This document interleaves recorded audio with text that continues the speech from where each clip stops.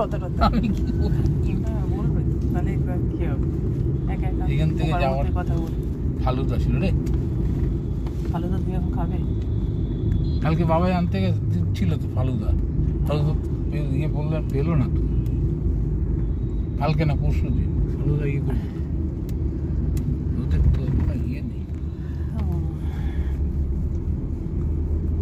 এসব দিকে অনেক বড় বড় ইয়েগুলো আছে না হ্যাঁ সব টাকা কিছু ছিল আর 30 বছরে সব কোথায় চলে গেছে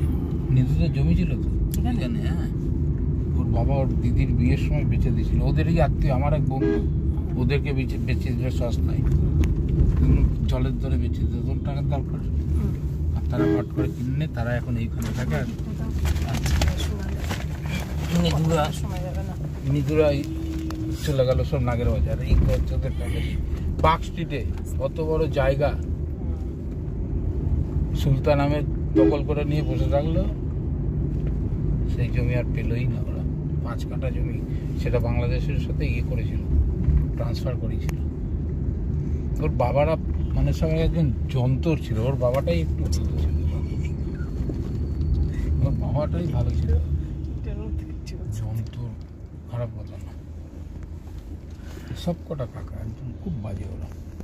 অন্য কথা বলে বিয়ে বাড়ি মা বলতে যে মামার বাড়িতে আগে যা আমি তো তাই বললাম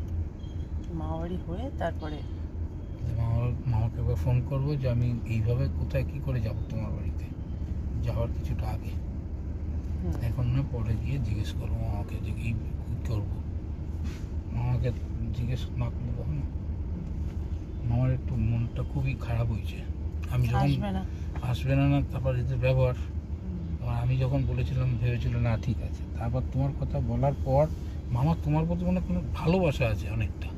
আমি না এটা খারাপ না না না এই যে এখানে এই যে অফ হয়ে যাবে বলবো না কারণ এটাও শুনবে ভিডিওটা মানে একটা ইয়ে যে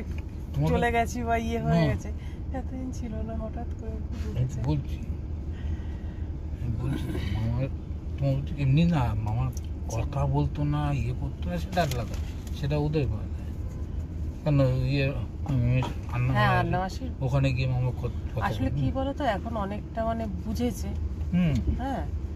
এতদিন তো একতরফা সবকিছু শুনতো কারণ নাম উল্লেখ করো না আমি ওইভাবে বলছি সেটাই তো বলছি ওটাই তো বলছি যে এইটাই তো সে তো এখন বুঝতে পারছে ওদের বাড়িতে গিয়ে তখন বুঝলো যে এই